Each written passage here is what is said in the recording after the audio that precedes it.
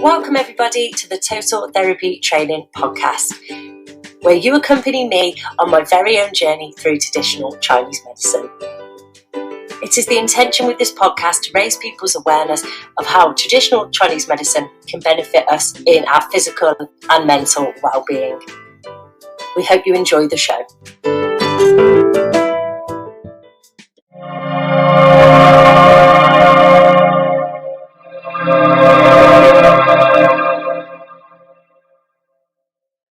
So welcome, Andy, to the Total Therapy Training Podcast. How are you today? I am very well, Sarah. Thank you very much for inviting me. Excellent. It's amazing to have you here. Very exciting topic. So, Andy, today we're going to be speaking about Tuina. Now, I have no idea what that is. All I do know is it is a form of massage. And from our initial chat, I was hooked. So I can't wait to dive into this with you. But first, Andy, tell us your story and how and why did you get into TCM? Okay, so you could call it a story of perfect timing or synchronicities or coincidences, but I don't believe in coincidences. So it started actually 10 years ago around this time. So we're in the decade anniversary, which is a lovely time for this call. I was working as an environmental consultant in an office, and as part of my work, I did site work, and so I had to do first aid courses because I would oversee people, and so I had to be a first aider. So I went on to a first aid course, and for whatever reason, again, it perfectly with the story, I woke up in the morning with an enormous knot in my neck, and I was in so much pain. So I sat there on this first aid course, which I'd done countless times. And I was ratcheting at my neck and everything else. And there was another person in the room who was Michelle, who we both know, obviously. And at lunchtime came around, so she came over and said, I noticed you're in a bit of pain. And by the way, I do massage therapy, because at that time, as Chris mentioned in his interview, he was saying that they'd done some courses of Tuina and cupping and various things on a smaller scale. And obviously, so Michelle had the training in that. So the two of us sat there at lunchtime, and she beat up my neck in typical Tuina fashion. And we were discussing about, it's uncomfortable. The Tuina is a very strong massage, which we'll go into in a bit. So, the look on my face wasn't exactly one of pleasure and happiness. It was a few grimaces. But we then started talking because there was the link between the martial arts. And so it was the conversation of that every sports person knows, every martial artist knows of, in order to make progress, you have to go through pain. In order to get to it to be easy and relaxed, you have to be uncomfortable to make the shift. So there's me sitting there with this grimacing pain on my face, because it was a very, very uncomfortable knot. Not from what Michelle was doing, but from the knot was just horrendous. Michelle with her elbow inside of my neck during a lunchtime, and the rest of the people on the course looking at us as if to go, what the heck is going on? And us talking about, pleasure, pain, it's great, fantastic. And there's just a sea of confused people watching us. So she beat my neck up, and in Tuina fashion, PNF, and all the techniques I now know, very, very, very, very well, and all my clients do. My neck released, and I felt fantastic for the rest of the afternoon. And I mentioned that I'd done martial arts. I've been a martial artist since I was about 8 years old. I started with judo when I was a child in primary school. I got picked on a little bit, and it's not that I wanted to beat up my bullies. I just wanted to not get hit and pushed around. I wanted to defend myself rather than retaliate. So I was a very defensive person. I always have been. Yeah. So she mentioned the martial arts school, and I've done martial arts since I was 8 years old. I was 30 at the time. So 22 years of, it's in the blood. It was just a part of me. It always has been, always will be. So as we were leaving the course, she said, do you want to take my number? Do you want to take my card? At that point, there was no TCM around. It was only the small courses, but I was interested in the dojo. So I came along. She gave me Chris's number, and I gave him a ring. And he, welcomed me with open arms as he did, and listened to my story and what I was passionate about. And I was training that week, and all the fantastic things that the traditional dojo teaches, which is body movement, overcoming your fears. So yes, we use martial arts we train in martial arts, but the punching and kicking is second. It's the spirit, it's the person, it's the you, it's how you move your body. You know, you and I could do the same technique and we would do it differently because you're not a 6'4" bloke. Simple as. You know, you can't do it my way, and I can't do it your way, but both of our ways will be effective. Both of our ways would overcome it. So it's all about individuality, what we call taijutsu. And after about a year of training, Chris unveiled this wonderful opportunity of the full TCM licentiate, so the 3-year diploma, if you like. So Tuina, Master's Tuina, and the full 3 years of acupuncture, and asked the students of the dojo who would be interested in joining. And he was explaining the correlation between, obviously, in the martial arts, we strike pressure points, we do manipulations of joints, we interact with the spirit, with the person himself, to, in that respect, to try and crush them, to try and overcome them. And he said, well, you kind of do all the same things, but you do it for a constructive method. So the martial arts, the destructive, the Tuina sides, the constructive, the yin and the yang, the positive and the negative, or if you want to put it in that way, of the same coin. So a beautiful, beautiful parallel to the two. So you don't do anything that differently. You just don't do it as hard. I see. So, and the techniques you can use to relocate a shoulder are the same techniques used to dislocate a shoulder. The techniques used to cause pain in a pressure point or in a muscle, done differently, can release pain and release pressure and release blockages within the muscle. So with this in mind, and we were training in the martial arts and also the taijutsu. So Tuina is incredibly powerful as a technique because it uses your entire body. If you hear about professional boxers, they'll say amateur boxers punch with just the weight of their fist in their arm. Yeah. So very, very little power. Whereas a professional boxer punches with their entire body, you punch from the feet. Yes. Tuina is the same, and you get a lot of therapists and massage therapists where they get tired of tired thumbs or tired wrists, and because they're doing everything from the small joints, from the hand, from the wrist, from the elbow, from the shoulder. Yeah. Whereas Tuina, so in my case, I'm 85 kilos. I can use my 85 kilos with muscle acceleration in that motion to generate huge amounts of power in either a punch, or if I alter that technique, into a massage technique. But it means I can be incredibly powerful, and anybody can be incredibly powerful. So a 50, 60, 70 kilo person, well, I don't have the strength to do that. Well, if you're 50, even if you're a small person, 50 kilos, you generate that 50 kilos with muscle power over a relatively small place, at the pad of a hand or two knuckles or the side of a knuckle. You're going to produce a huge amount of power and pressure. Yeah. So this is how, going into sort of the depth of Tuina, why Tuina is so powerful and so effective. Because you use your whole body, you use your taijutsu to create that power and generate that. They went hand in hand so beautifully, of training in punches and strikes and kicks, to palming and palm circles and body weight and pressure points and acupoints, just with the constructive side.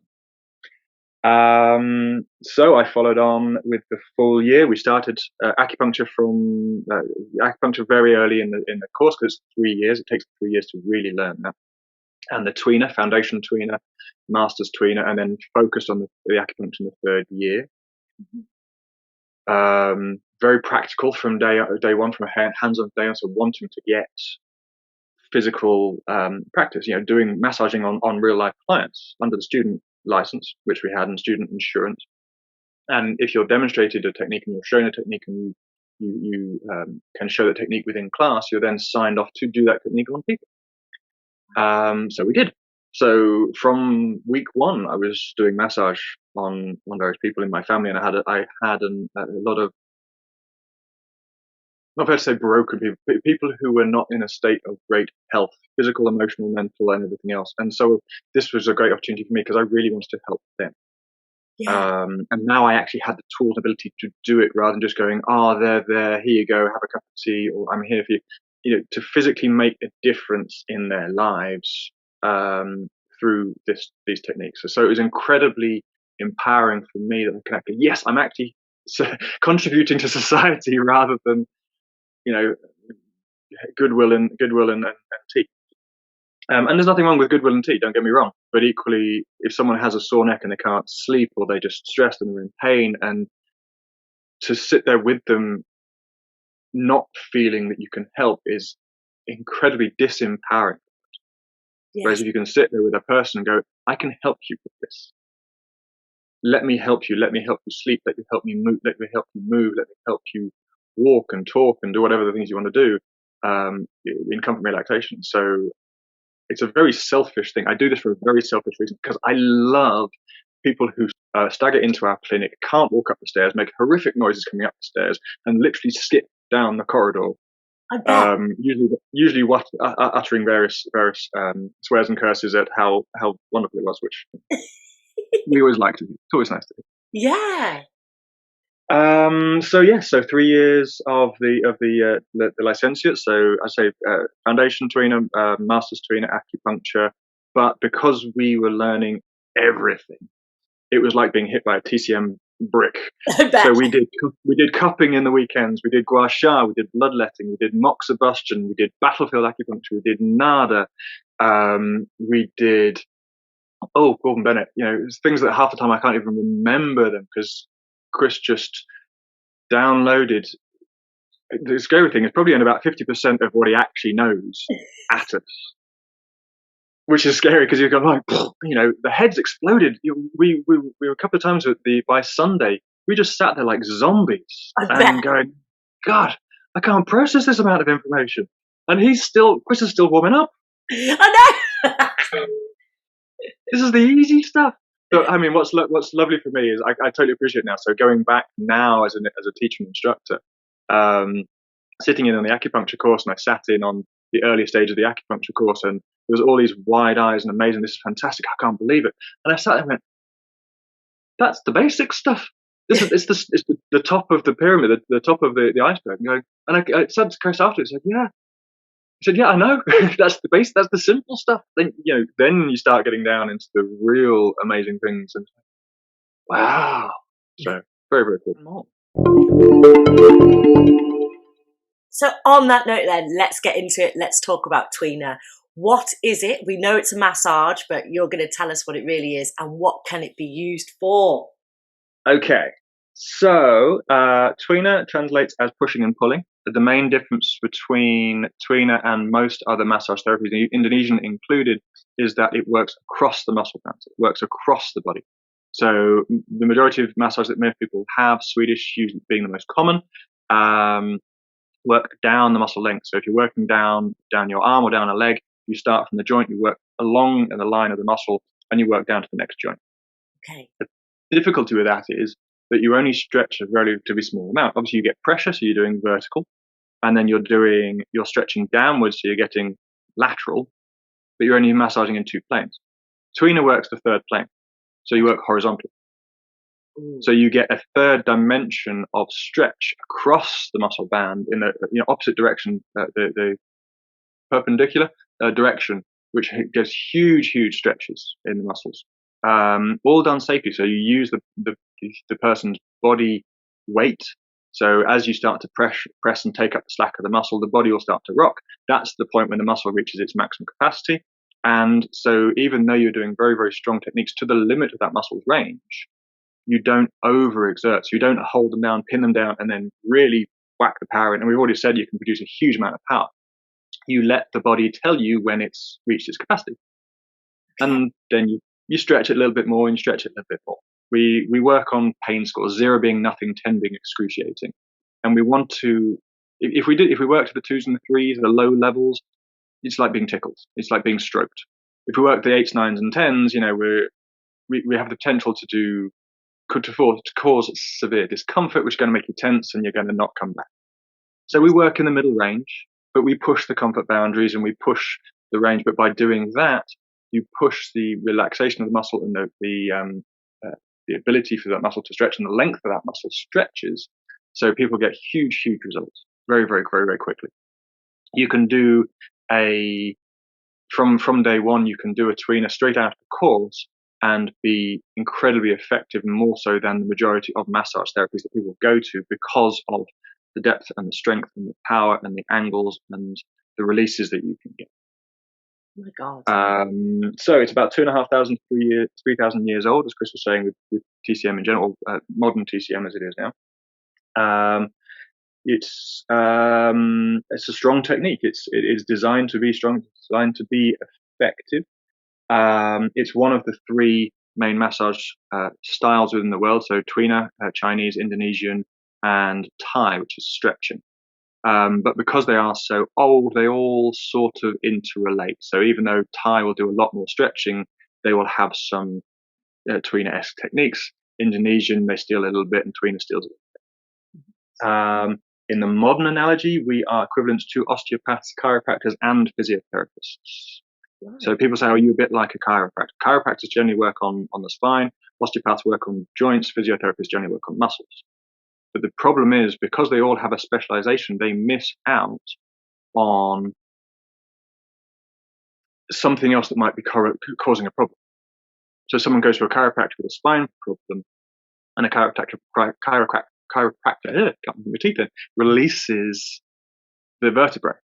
Yes. Or an osteopath releases the joint, and they're fantastic at it. They see more bones and they do more joint work than in a day than I do. But unfortunately, very often, and in my experience, the majority of the times, the cause of that is muscular. So you can release the bones and release the joint, but if the muscles are still tight, it pulls it right back out of place. So by integrating the muscle release with the joint release, with the bone release, the problem goes. There is no, I'll see you in 2 weeks. There is no, come back in 6 months. You never see them again. And that's how it should be. Because you've got to get to the root of the cause of the problem, which is very often muscular. And we, going into the more complex stuff, curvature of the spine, prolapsed discs, muscular cause. If you don't treat the muscles, you're just going to continue having the problem. And you can do anything you like for the disc, or anything you like for the nerves, and anything you like for the joints. But if you're not fixing the problem, then you're not fixing the problem. Will it just return back to that pain? Say if you fix the disc or whatnot, but you haven't fixed the muscle, will it just come back? Wow. Yes, because the fundamental cause of so if you take a disc example, now a disc is generally treated with electroacupuncture, but it's a good analogy to use. So the client feels pain on the nerve. The nerve is being pressed by pressure on the disc, which is being squeezed out of one side of the vertebrae because the vertebrae are at a funny angle. But that's when most people stop. Mm-hmm. Why is the vertebrae being compressed on one side more than the other? Because the muscles on that side are tighter. Right. So all of the other things are symptoms. The vertebrae being angled is a symptom. The disc being compressed is a symptom. The nerve being pressed on is a symptom of tight muscles. You could even say, if you want to go into the emotional side, the tight muscles are a symptom of an emotional tension or an external source, an external cause. So the muscle tension may not even be the cause, but it is certainly the first cause, the first physical cause within the body that can be treated and should be treated. Wow, that's amazing. So in that respect, following on that, so Tuina treats muscles, joints, bones, tendons, ligaments, organs by doing the physical massage in the area, and because of the strength that you do it, you are palpating the kidneys, you are pressing on the lungs, you are squeezing and squashing the liver and the spleen and the stomach and the digestive system. We actually have a specific stomach massage, which massages the small intestine, all the organs, and the large intestine. Specific techniques that go around the large intestine, fantastic, clearing out emotions and constipation and all sorts of things from that one. And you hear the gurgles, and people then sort of rush off to the loo afterwards. Yeah. On occasion, it gets things moving. That's what it's for. It's creating movement. Wow. And yeah, so where do we get to? Yes, that is, I suppose, Tuina in a small nutshell, as much as you can. Yeah.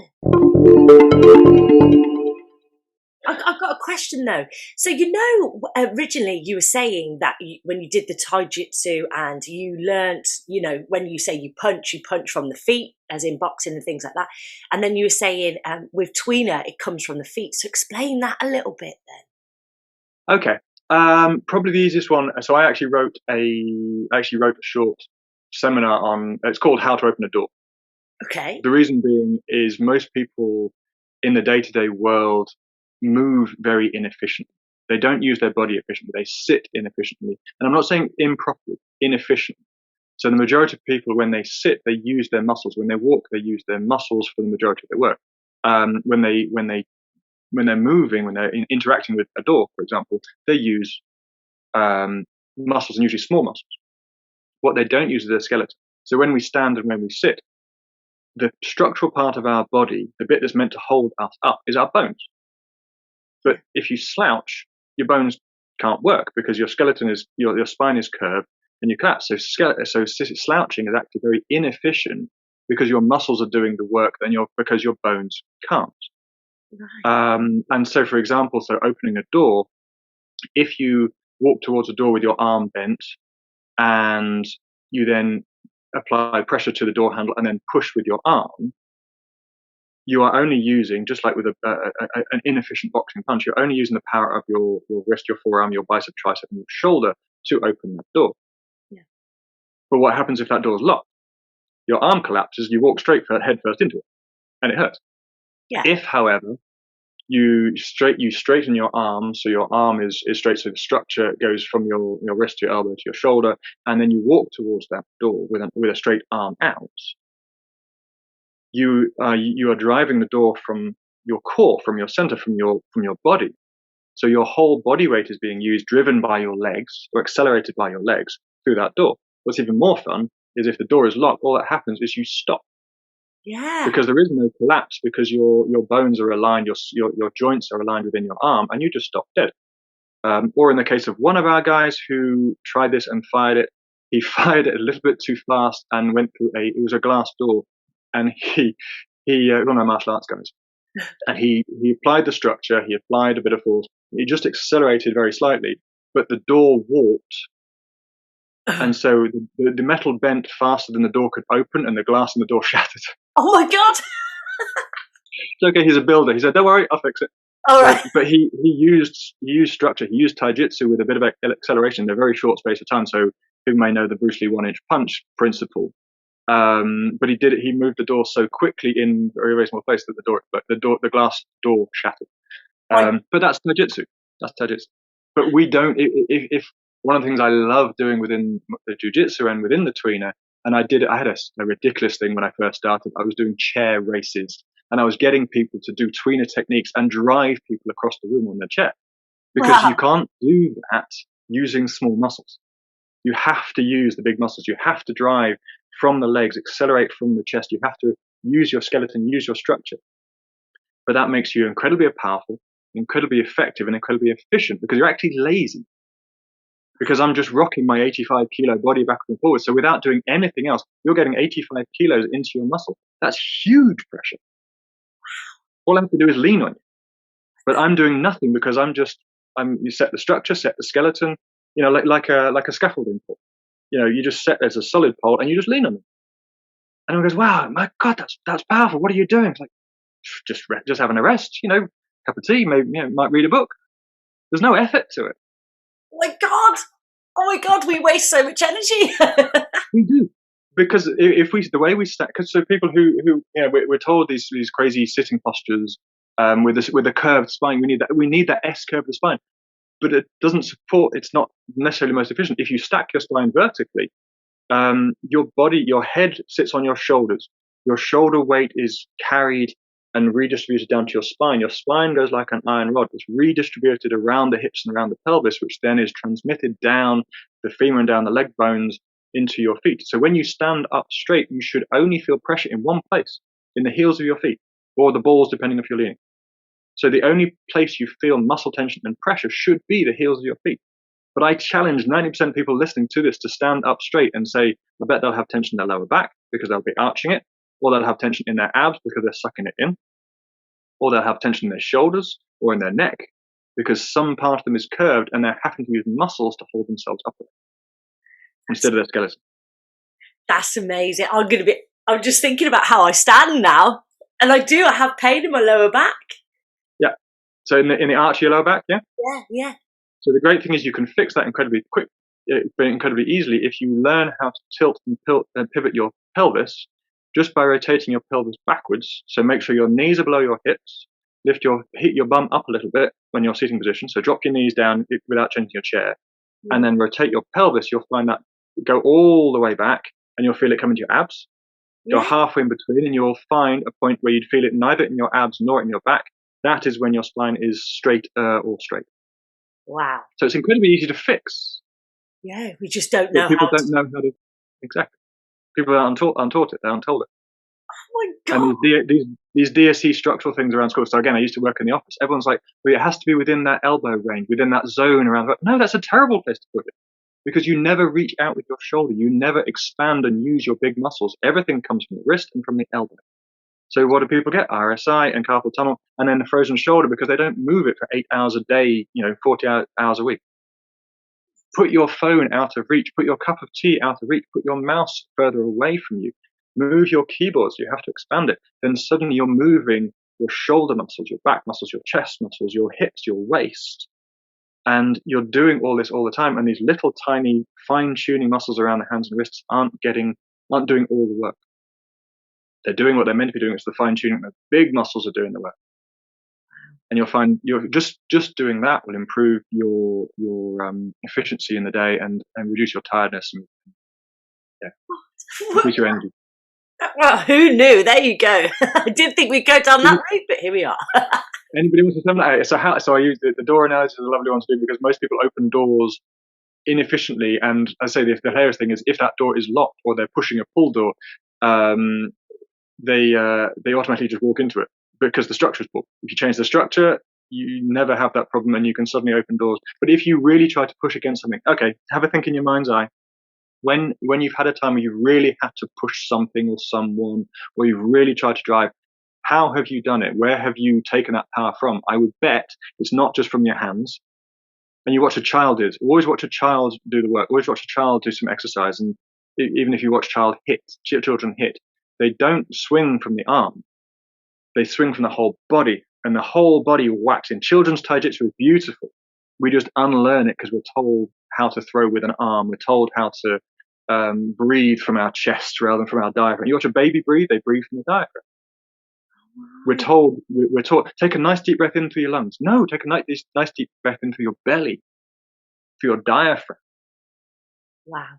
So we're taught such inefficient ways of standing, walking, moving, breathing. Completely disempowers people. So the majority of the population believes that they are weak, that they are incapable, that they can't get a deep enough breath, and they just can't do simple things. They can. They're incredibly powerful. A 60, 70 kilo person may feel that they're weak or less, but I've taught small people, and they can throw. And so I am 85 kilos. I've been 90 to 100 kilos.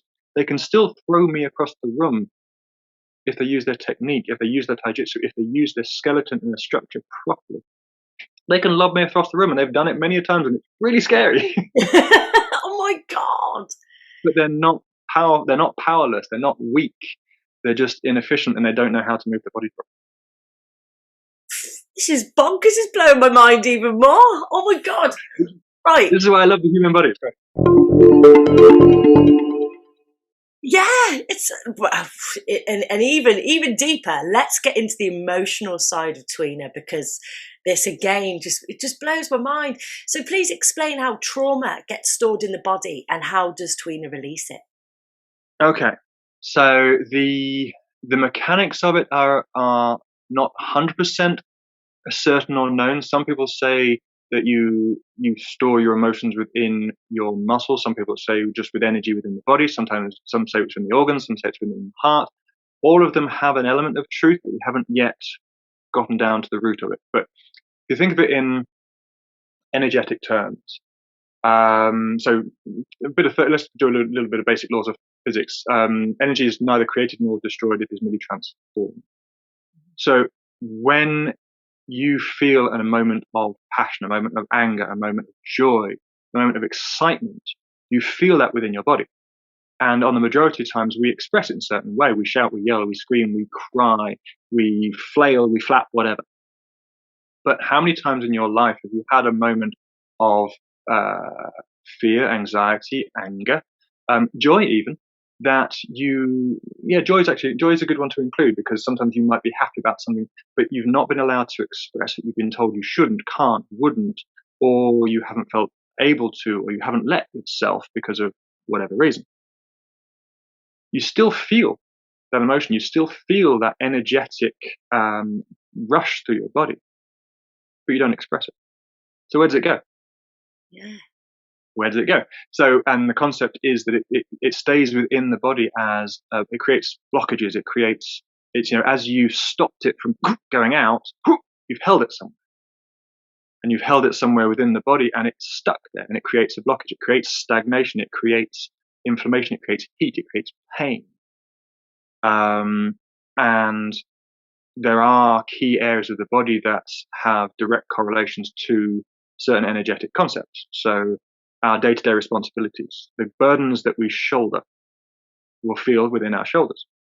If you have someone in your neck, in your life, who you describe as a pain in the neck, I would put money. If you say, I have a real pain in my neck, I would put points. I would bet money that they have a pain in your neck. Oh my God. I'm not joking. If you have a pain in the ass as well, it's still there. And I'm not joking, because we do this as a joke. We as a semi-serious diagnostic, we do it as a diagnostic, but we say it with a joking way within clinic.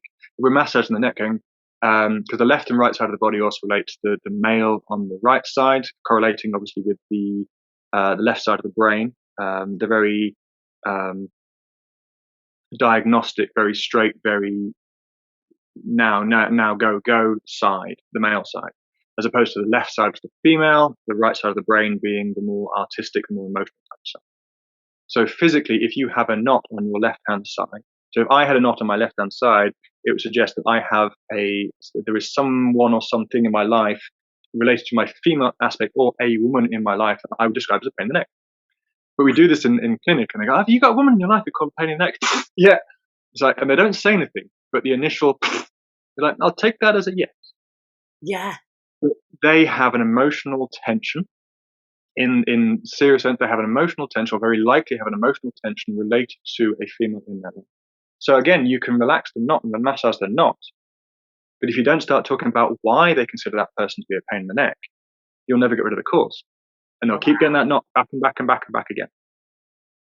So neck and shoulders are sort of the day-to-day stuff, the responsibility that we carry. Between the scaps is the emotional center, so relationships with people, ourselves, our job, our house, our car, everything else, a relationship within our lives. And then going lower down, you go into older issues and money and those kind of things. Those are the kind of the bog standard basics. You can get some real odd ones where pains in the right hip and the right knee. This was developed by another lady over in America. Pains in the right hip and the right knee can be about stepping forward into your future, or fears, and because you're not sure where to step, because the right side is also your future side. You're not sure where to step, where to go. You're unsure, so you're hovering, causes pain in the right hip because your foot is waving around, waiting to place. Your left leg, your left hip, your left knee is about one foot in the past, unable to or unwilling to step forward into the present. And people still listen to it going, I can relate to that one. So yes, you can go and get treatment for your right hip and your right knee, but until you face the emotional cause of it, you'll never get rid of it. I'm sitting there thinking, is that why I've got a pain in my left shoulder when I'm in ET? Because it's a female emotion. So yes, so for the female yourself, it'll either be something related to yourself, and it can still be related to yourself and a female in your life, because especially if it's a relationship side, it can be related to how your relationship with yourself, about how you acted at the time or didn't act at the time, and then relationship with the person about how they acted or didn't act at the time. You've just answered it. There's always two sides to an argument. No one person is right. No one person is wrong. Both have a fair and equal perspective. So if you're arguing or if you have an objection with how you reacted at the time, because your conscious mind says you shouldn't do that, somebody told you shouldn't do that and couldn't do that, and that's not how you're supposed to behave, that's not how you're supposed to interact, you'll be out fighting with yourself. Yeah. I shouldn't have done that. Yeah, but you did. Yeah. It's the question of why did you, and what was that reaction, and what was the defense mechanism, and we go into the whole ET concept about the why. But yes, you can have objections with yourself, and that will manifest on that side as well. But back to Tuina, so the massaging. So within ET, with emotional therapy, for those who aren't familiar with it, obviously we talk, we express, and we go digging. But ET is like Tuina, verbal Tuina.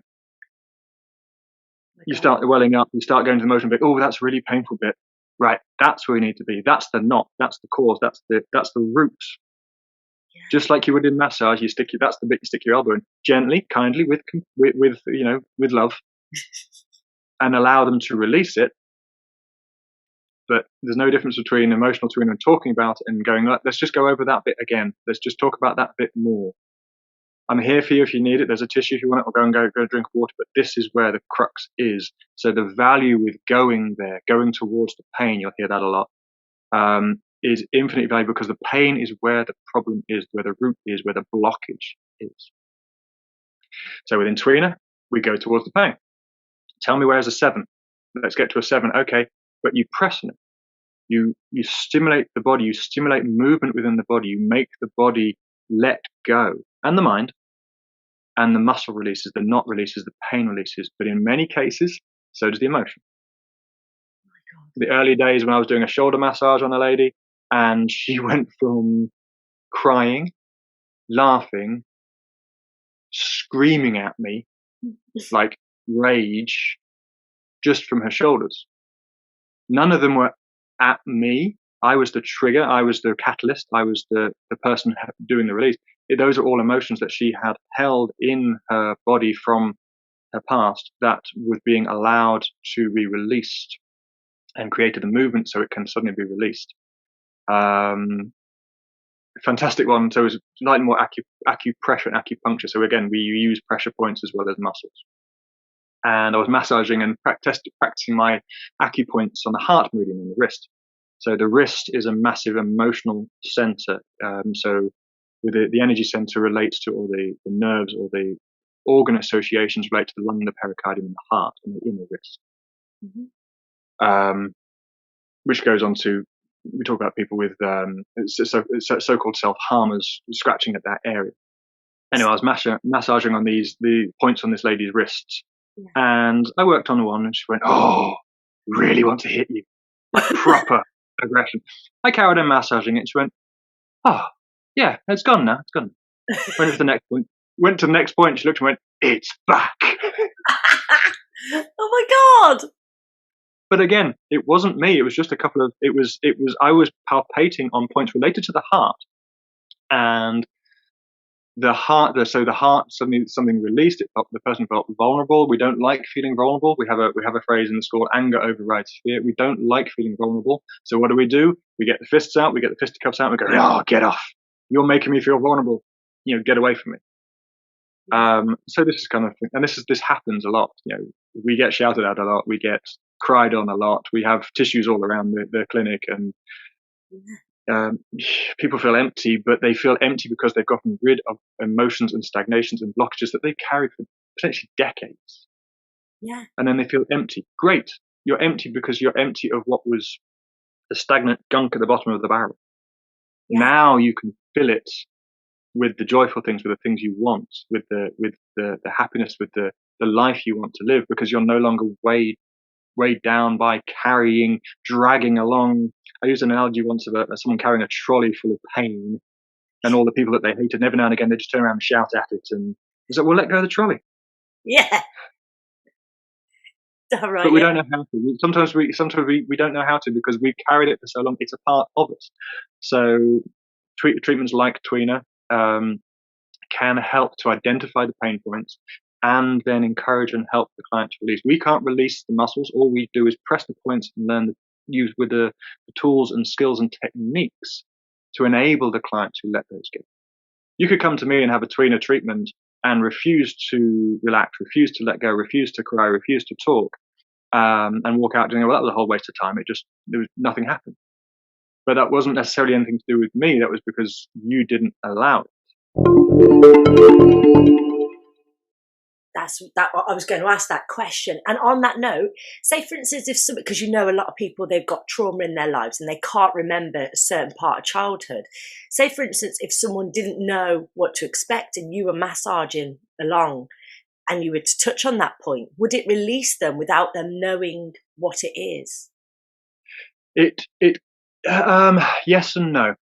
It might release something so-called without their permission, without their conscious permission, because they've been consciously holding that in. The only reason they have that pain in that area is because they've not been consciously willing to go towards that pain and go towards that root cause. You step towards it, it gets a bit painful. Oh, don't like that. Yeah. And so we have had a couple of occasions where I manipulated on points, and I've had deep and meaningful conversations with them. So it's not like I've jumped it on them and it's all blown up and suddenly. But I did have one lady who was slightly sniffing afterwards, went, I didn't want to do that. And it's fair enough. People aren't necessarily ready to deal with it. But equally, we do our best to have that conversation with them to help them understand that it is there because they are holding it. That is there because they are not processing and not facing it. And there's amazing value with Tuina over something like ET. So I can have a very deep and meaningful conversation with a client in the ET way, in my hypnotherapy way, without doing an ET and a hypnotherapy session. Right. Because I'm just doing a massage, right? Yeah. Just doing a massage, and you're having a lovely chat, and you're letting things out. I don't. But it's not the confrontational one-on-one, or the so-called, or the perception of a confrontational one-on-one, face-to-face conversation. It's just a massage. Wow. So I don't get that many ET clients, but I get a lot of massage clients. Yeah. They might. But in answer to your second part of your question, which is, and them not knowing what it is, generally speaking, as soon as you press on a point, and this is the fun thing, as soon as you press on a point that relates to a trauma, that person will know intimately what it is. To the point, to the day, to the age, to the moment, to the person. They may not like to admit it, but they will very likely know exactly where that came from and when that came from. Wow. This is wizardry. This really is. The wizardry is the fun where we tune in as therapists and we tune in and connect to our clients. The wizardry is when we know where it comes from without them telling us. What? Really? It's all right. That's one of the. It's a high level thing. Don't worry about it. It's when you press on a point. It's being able to intuit various things. And when you do connect with your client at a very deep level, which we are trained to do and we aim to do, is you can pick up on the intuition of, what happened when you were 16, what happened when you were 12, what happened, this is related to I had a lady at the NEC and I was massaging both of her scaps, her shoulders were tight. And I was massaging her left scap. And so is your daughter okay? She sort of, head whipped around, like, no, but how did you know that? And then I managed to intuit the name. So it's a little bit freaky, but it was great fun. Her head nearly span off her shoulders. I'm not surprised. And then I went to the other side and said, your son's got problems too. And she went, no, you've got to stop now. But it's not anything mystical. It's just, we all have an intuition. We all have the so-called sixth sense. We all have the ability to do these things. We all know, we all pick up the phone a millisecond before someone rings us. We all think about a friend and then you see them walking down the street. Yeah. Everyone's done it. No such thing as coincidences. Yeah. Synchronicities or spirit or angel, or not angels, intuition, sorry. Everyone has that ability. But as a therapist, you learn to do it, you can go, well, that's exactly where the point is, and that happened when you were 12. Or I feel, or what happened when you were 12? And then you just see them burst into tears because you've got to the core, to the crux, to the heart of the matter. And there is, all the defenses that they put up over the decades are just bypassed. All of the insecurities, all the protections are just completely a waste of time. This is amazing. It's making me think. Sorry, it's making me think that people who struggle with going to talk-in therapies and stuff should come and try this, because if they can go and let themselves go a little bit, they could do some amazing work without even really going through the hardship of talking. And they don't have to talk. The advantage is the talking is a modality to allow them to create change. But they don't have to talk. If they are willing to let go and relax the tension, then even if they just lie there and cry or lie there and laugh, I had one myself. I was driving down the A14 and I was tears pouring down my face, and I had a conversation with myself saying, I know I'm releasing, I know this is good, but it's slightly inconvenient because I can't see where I'm going. And it shifted within that absolute second. It shifted to hysterical laughter because it's still a release. You've heard of what do they call it? Primal screaming, laughter therapy. They are a way, and when you talk to people, they always say the same story. You start off doing a mundane kind of ha ha ha ha, but with the intent of releasing, of letting things out, and at some point they just turn into belly aching, painful, tear streaming laughter. They may not even know why or where it came from, but they are allowing themselves to release, to let go. And a massage is just another way to do that, because if you are willing to let go of the muscles, if you're willing to go towards the pain, if you're willing to face those pain points and allow them to be let out, that's why you have to trust your therapist, because you're bearing your soul to them potentially. Yeah. Then you can have that release within a session, and then you go home and write it down. You don't have to say a word if you don't want to, as long as you are allowing release and creating movement, creating change, which is what we trigger and what we catalyze. It's up to you to do it, but no, you don't have to talk at all if you don't want to. Amazing. So amazing. Okay, on that note, you've told us a few, but maybe tell us of a success story you've had with Tuina. What happened? Okay. I've had some of the fun ones are the quick fixes. Okay. So we get a lot of injuries where the limitation of movement or the pain is psychosomatic. So they had an injury, no doubt about that. They had an injury, they had a pain, and they said, their brain said, if you move that shoulder, it will hurt. So they went, okay, in order to, because your brain's just trying to protect you. Your brain's kind of like your friend, it's just a slightly overprotective one. Don't move that arm, or if you move your arm, it might hurt. So they say, okay, I will stop moving that arm. Great. So the body repairs itself, the body fixes itself, but you never challenged the preconception of moving your arm equals pain. You just accepted it. You just went along with it, especially people who have, slings for 6 weeks. You see those people for weeks and months afterwards. When they stop doing anything, they will subconsciously put their hand exactly back to where it was in the sling. There's no sling. The arm isn't broken anymore, or there's no issues with the arm, but they'll put it back exactly where they had it. So with these ones, these are great because you wave them. There is a way to release the mental control and mental limitation of that movement. And the results, you can get results in minutes. So I had a lady and she couldn't move her arm above 90 degrees, and I only had 20 minutes. I was doing a charity event. So I did this release, I did this technique, and within that 20 minutes, she could get her arm vertical. There was never a problem. There was never a restriction. There was never a muscle limitation. There was a mental limitation. So between us, we broke the brain. We reprogrammed her with the correct program that says her range of motion is exactly vertical. And for the rest of that day, every time I saw her, she did a big arm wave at her and relaxed her. What was hilarious is her other friend was massively stressed. She had so many things. She's the kind of person that we would see for 6 or 7 sessions and work through the process. It's like, I've got 20 minutes. What can I do with it? So I did the Tuina head massage, which is our one true, fully relaxing technique. The others are relaxing because you release and you relax muscles. The head technique is just, that one is magic. It's great. It knocks you out. So I did the Tuina head massage on her, and there's one friend who's dancing around the room like a balloon, waving around her, and her friend sitting there comatose like a zombie on the sofa, just with this goofy, half semi, acustone look on her face, just okay. I feel. But the contrast between the two of them was just so beautiful. But both were from Tuina, and both were in 20 minutes. Wow. So both of those are fully possible and quick fixes, but they're lovely to do. de-stress and break the brain, or reprogram the brain, are amazingly quick to do and incredibly effective.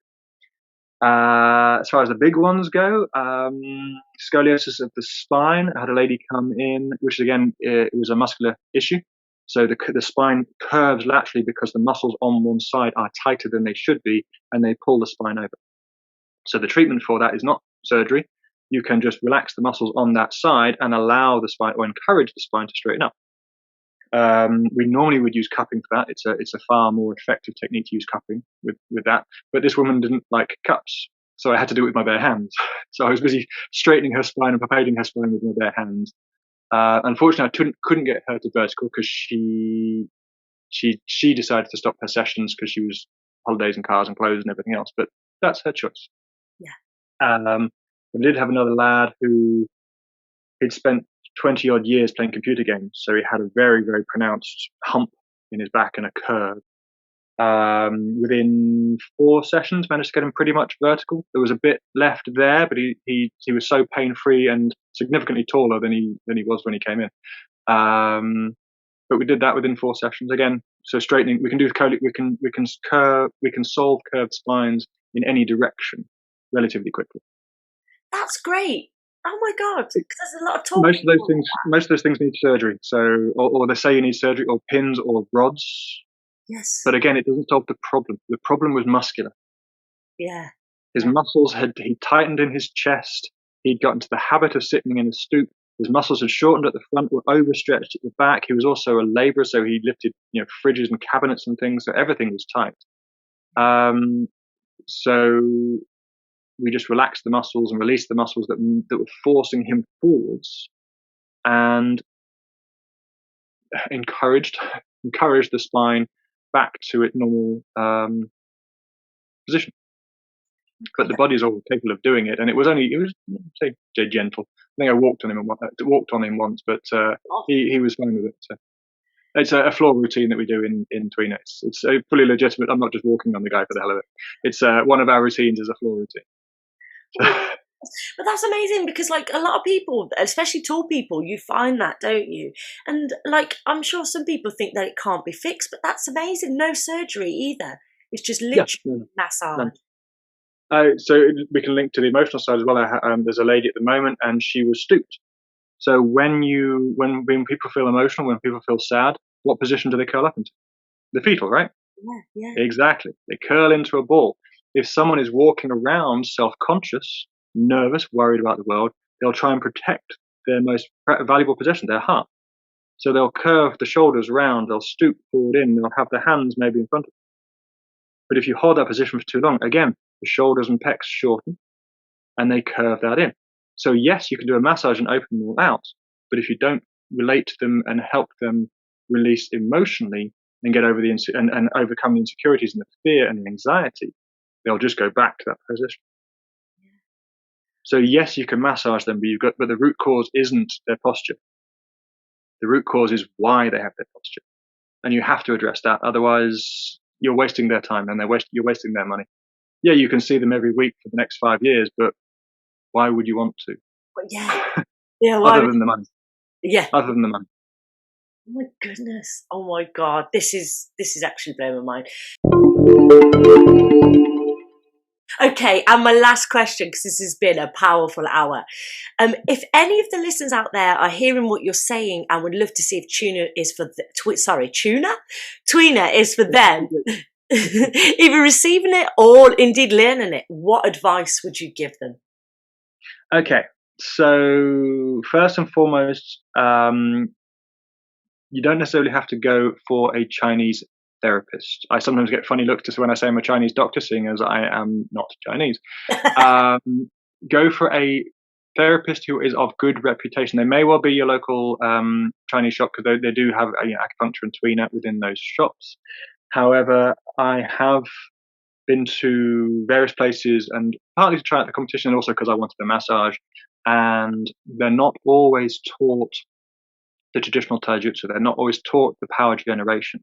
So you can say, can you go a bit harder? Can you go? And anyone who's been to a spa, again, lovely and relaxing, but when you actually get a knot you want to get worked on, they don't have the power. And I'm afraid I've ruined more than a few people's experiences of spas, because now they refuse to go because they don't do anything. Or they're not as effective as we are. That's unfair. They're not as effective as they could be in releasing knots and tensions. So make sure there's a good reputation as a therapist. Doesn't have to be Tuina. Sports therapists and other therapists still get good result. Of course they do. There is no one therapy or therapist that is effective. Indonesian is a fantastic treatment as well. Tuina, sports massage, all those kind of things. You don't necessarily have to go for someone who is going to throw you around the room and break you, because people say, oh, harder is better and stronger is better. Not necessarily. Not if you can't walk for 3 days and you create more tension and more pain as repairing from it. It's too much. Yes. Equally, the other end of the scale is if you're just being stroked with oil, that's not going to get the knots out your shoulder. I'm sorry. And so, yes, I mean, it doesn't necessarily have to be the big guy. It can be the small lady. I've been to Thailand and had a Thai massage, and I had an 80-year-old lady hanging with talon-like fingers off my traps on my shoulders. So yeah, it doesn't have to be about size, as long as they are good quality and good technique. And yeah, if you don't like them, if it doesn't feel right, stop going. There is always more therapies out there. There's always more therapists out there. Find the one that you engage with. They feel right to you, and they're effective. They listen to you. They validate you. Remember, they're there to treat you. You're not just another number on the board. You are their client.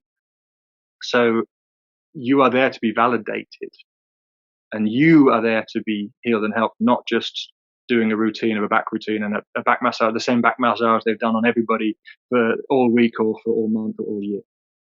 Because you are not the same as the last person. You're not the same as the next person. You are an individual, and it's only fair and right for ourselves and our own self-love and our own self-worth that we be treated. That is amazing. Thank you, because that's what I'm hearing a lot of. Like, I think especially people who go through the hospital, they're just, if they're going in for their ankle, they're given exercise sheet for like the back and stuff. It's like, well, I'm not affected in my back, so why am I getting exercises for my back? So that's brilliant what you said there, is to you are the client and they need to be looking after your needs. There's one I'd love to add in there, which is a misconception we hear a lot of. You'll get a lot of people and they'll go in and they'll say, I've got problems with my calf, and the therapist might say your calf is weak. Or they go in for weak hands and say my hand is weak. Unless that muscle is actually atrophying and dying, and they're skin and bone, the muscle isn't weak. It's very likely it's tight. If that muscle is knotted, and 50% of that muscle is knotted up, you only have 50% capacity of your strength, of your movement, of your range. So by doing, and most times they'll say, oh, your muscle is weak, you need to do strength exercises. But what does that do? It makes it tight. Yeah. It makes it worse. Yeah. So people who go in, when you hear those words, your muscle is weak, it's only weak because it doesn't have the capacity, because it's tight. Massage it, get it loose, get it relaxed. And then suddenly you'll find that bodybuilders will start beating their personal bests, and people's range of motion, they're suddenly getting stronger. I haven't made you magically stronger. The therapist has just given you back your innate muscle capacity that you should have had all along, but it was tied up in knots and tensions and pain and emotions and life. Oh, goodness. Amazing. Thank you so much. Honestly, this has been, I'm going to have to listen to this a few times to take it all in, but you are so knowledgeable. Thank you, Andy. 10 years in this big brain of mine. But it feels good to get it out a little bit, doesn't it? Release it a little bit. I do enjoy, I'll admit it's entirely selfish, I do enjoy talking about it because of that response, because these are not perceptions and ideas that are common knowledge. They're not out there. No. And most people will go on saying, well, my doctor says I need pills and my physio says I need to do stretches, but I've got side effects and they're not working. But if that's all that people think that there is out there, they will lose hope. And that's the definition of depression. Depression is living with something else for so long, such that you have given up hope. You've lost the fight. You've lost the will. You have nothing left. Exactly. And so by sharing these perceptions, and what I love is what you're doing in this and your other show, is hopefully giving people back hope that this isn't all there is. Yeah. It's not painkillers and painkillers for the rest of your life. It's not surgery necessarily. Unless that joint is physically shattered and broken, you don't need surgery. It can most of the time be repaired and be eased, because it's normally muscle tension and emotional tension, or something's out of alignment. That can be fixed without surgery in hours rather than months. This is what I love about the whole TCM concept and everything, is that like you're literally empowering people to fix themselves and saying, Yes. You're not broken, you can do this. Yes. Because we are not healers. We do not heal you. We trigger the points, just as exactly Chris said, we trigger the change. Or I like the word catalyze, again, my chemistry side. We catalyze change within you, and then you go and run with it. We could do one. I've had a lady, I did one session on her. She was overweight. She had no energy. She had underactive thyroid. She had a whole host of depression and emotional issues. I did one session of acupuncture on her. 6 months later, she was gym, trim, and fit, had more energy, sleeping better, and her thyroid had corrected itself. Oh my God. I did one session, but she spent 6 months using that catalyzation, that trigger, to change her life. All I did was help her get over the hump, help her body get over the hump to be able to run with it. Amazing. Honestly, people need to, where can they find you? What gym are you working out of in Redditch? So we work out we are Total Therapy Redditch. We work going into Total Healing Arts. We work out of the Fit Club in Redditch at the moment. We are available on Instagram and Facebook, and our direct numbers as well. So we're always on those. Yeah, that's the main ones. Yes. Brilliant. Well, thank you so much, Andy, for your knowledge today. And thanks for having me. And hopefully we will get you back for a little bit more. I want to dive into this ET a little bit. I know I'm on the course, but I'd like to speak to somebody who's, been there, done it, and is actually working with people. So amazing. Thank you. You're very welcome. Thank you.